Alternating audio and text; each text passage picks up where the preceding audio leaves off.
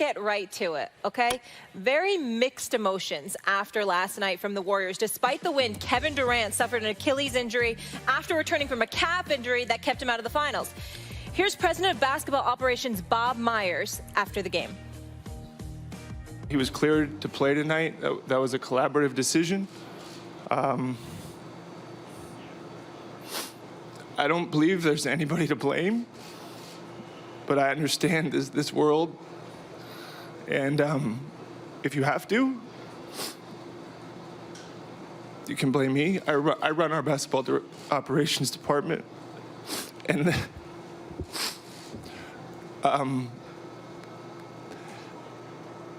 me tell you something about Kevin Durant. Kevin Durant loves to play basketball, and the people that questioned whether he wanted to get back to this team were wrong. And I'm not here to... He's one of the most misunderstood people. He's a good teammate. He's a good person. It's not fair. All right, after the game, Kevin Durant posted this to his Instagram story, writing, "I'm hurting deep in the soul right now. I can't lie. But seeing my brothers get this win was like taking a shot at tequila. I got new life." Laugh out loud. His mom, Wanda Durant, also had a message on Twitter saying this: "For all of you who question my son as a man, question his heart, question his integrity, and question his love for the game of basketball, you don't know him. He has a heart of a true warrior. This too shall pass. God bless you all." All right, Stephen A., I think we should start here. Should KD have played in Game 5? I'm not going to engage in revisionist history from the standpoint that people look at what transpired and they think that's proof in the pudding. You know what? Before the game, he wasn't injured. I would have played him based on what the Warriors tell me. The Warriors told me he was cleared by doctors. The Warriors told me that multiple doctors and trainers collaborated with one another in order to make the decision. The Warriors told me that they thought that he was ready to go. You know, they didn't give a percentage, but I was thinking along the lines they had told me prior, immediately when the injury took place weeks ago, Jalen, Max, Molly, that he wouldn't come back unless he was at least at 75, 80% or so. That's what they had said weeks ago. So I'm surmising they thought that he was at least at that. And then I watched KD. And I watched KD dancing in the hallways. I watched him on the layup line looking pretty good, dunking the basketball. I saw him hit his first three-point shots. He was flowing. I thought he was en route to dropping about 30 or 40 last night. I thought he got away from himself because after he started making shots and feeling good, I thought some of the defensive plays, the effort that he put forth was unnecessary. I thought him trying to take somebody off the dribble and finding himself in those situations as opposed to just simply catching and shooting, considering the fact that he's 6'11" with a 7'6" wingspan, didn't need to do all of that. I thought that was stuff that he could have managed a bit better. But I also want to go to Bob Myers and his mom, because I think that their emotions were somewhat aligned in this regard. When you saw Bob Myers be emotional, say of it what you will, he's clearly blaming himself because ultimately the decision was his and he cleared him and he feels bad. Well, why does he feel bad? He feels bad because in his heart of hearts, he believes, to some degree anyway, that he caved in to what Mama Durant was alluding to. Talking about people questioning KD, talking about people questioning his heart, whether he was committed to the team, et cetera, et cetera. The reason why that's very, very relevant is because you know Kendrick Perkins. I know Kendrick Perkins. You all know Kendrick Perkins. Kendrick Perkins is a former teammate of Kevin Durant's with OKC. And obviously he is a friend. And we've seen Kendrick Perkins mad on several occasions. I've never seen him more angrier than he was last night. Maybe he was mad when he fought Zach Randolph in the hallways years ago. But outside of that, I've never seen him angrier. And he was angrier and disgusted because he felt like Kevin Durant should not have played. He confided in me that he told Kevin Durant he shouldn't play. And that essentially he wasn't quoting Kevin Durant, but Kevin Durant gave the impression that that chitter-chatter, people questioning him, his character, et cetera, was what was compelling him to go out there. So Mama Durant, Bob Myers, Kendrick Perkins, all seem to have this thought process in mind that Kevin Durant played last night, not necessarily because he was ready, but because he was hell-bent on proving that he had that kind of heart. Take of it what you will. I said yesterday, sitting in this seat on this show, at this time yesterday, 24 hours ago, you don't play if you're Kevin Durant. Because if you are not 100%, if your doctor, not the team, whatever, your person is telling you something like, I can imagine, yeah, you can play.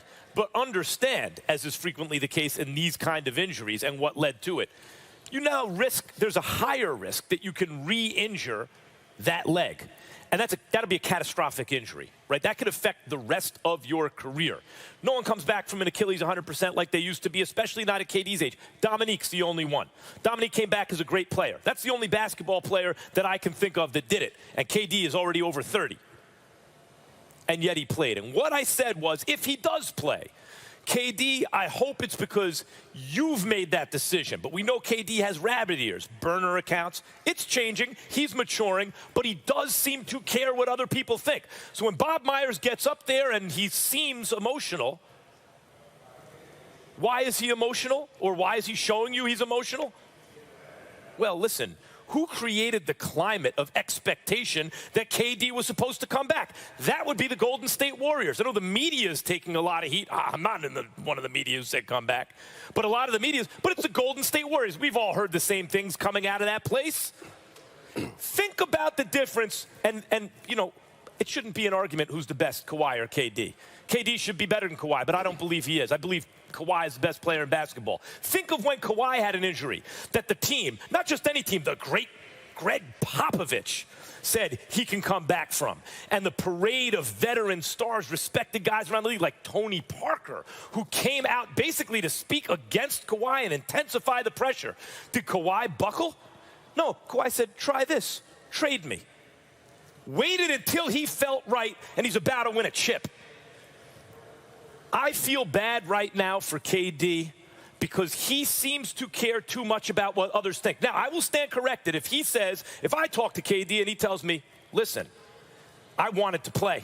I thought there was a chip on the line. I think my contributions may have helped us win in that game. You take KD out of that game, maybe they lose. Maybe the series is over. Maybe they go on to win a chip. And that has meaning. If that's why he did it, good for him.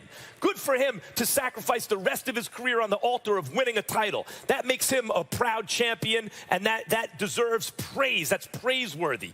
But if he did this because the Warriors helped create a climate of you got to do it and pressure him, that is a terrible mistake. And that would be a major personal learning lesson for him. All right, Jalen, we have less than 2 minutes left. Unfortunately, you haven't gotten to speak. So in the next block, we can carry it over. Okay, so a couple of things. The answer to this question is an emphatic no. Okay, and I'm not hedging my bet in any way, shape, or form. I was the person that came on this show in January of 2017 and defended the honor of one Kawhi Leonard when people were questioning whether he got misdiagnosed or not. He went on to play 9 games that year, and as Max mentioned, ultimately got traded. Kevin Durant, in this situation, the reason why he should not have played, there are multiple answers to this question. One, I blame the overall culture of sports. There's a herd mentality that takes place when you're a professional athlete. And all of a sudden, when you start to make a lot of money, people think that you're immune to everything that comes with being a human being.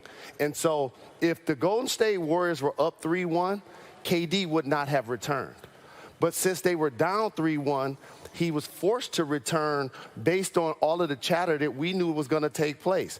He's soft. He really didn't want it. He wasn't committed to the team. Oh, and he was leaving anyway. And he knows that. That's why he decided he wanted to come back.